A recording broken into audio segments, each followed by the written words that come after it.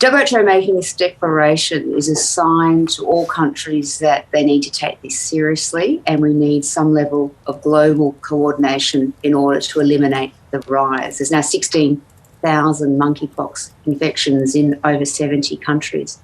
By making this declaration, it's not saying everyone is now at high risk of monkeypox or that monkeypox is a very dangerous disease. It's saying that we need to make bigger efforts to stop the spread of this infection in particular communities, and they're specifically men who have sex with men. Yeah, so just detail a bit further about what those measures involve in response to this declaration.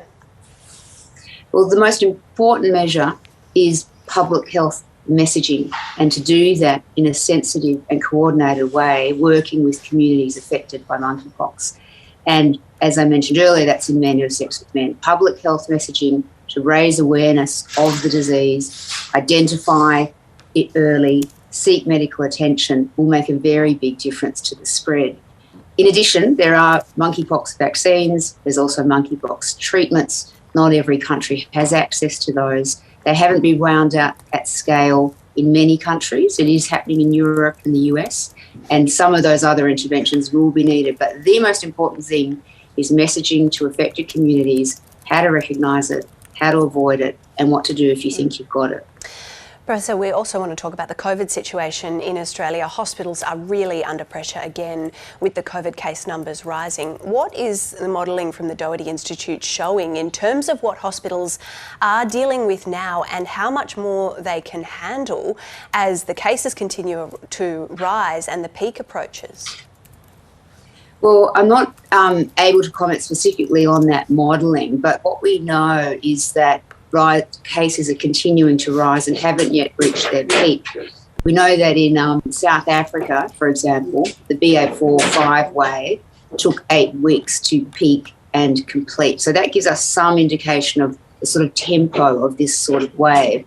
We think that that's my dog banging on the door there. I don't know why it's choosing to do it right now. So we're in the midst of this, with numbers are escalating. The most important thing for us as a community is once those numbers are getting to this level in hospitals activate particular plans to manage it, but we want to try and stop the stem of these cases getting into hospitals. And what would those specific plans involve? Are you talking mask mandates? And do you lay that responsibility at the feet of governments to enforce this or to the community?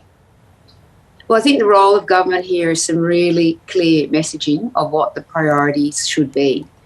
Most important priority is booster vaccination, because that third dose reduces your chance of getting disease significantly from Omicron. And we still haven't got the third doses up to the levels that we need.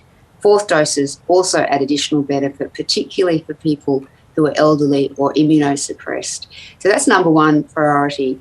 Number two is people that are at risk of hospitalisation. Again, the elderly and people with other comorbidities need to know about antivirals and discuss it with their GP so that they know they have a positive test. Even if they have mild disease, antivirals will make a big difference.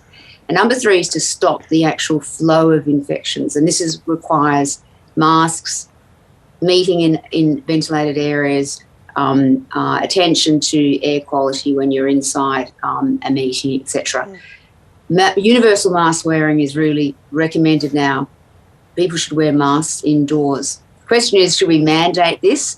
That's a big debate at the moment. What I personally think is we need a sustainable solution going forward. We're going to have intermittent waves of COVID where things will get more serious and less serious. And at times when it's more serious, which we're in right now, that's when we're really asking the community to chip in here, stop the transmission. You might not be worried about COVID for yourself. You might have had it. You might be young. You might not think it's a big deal.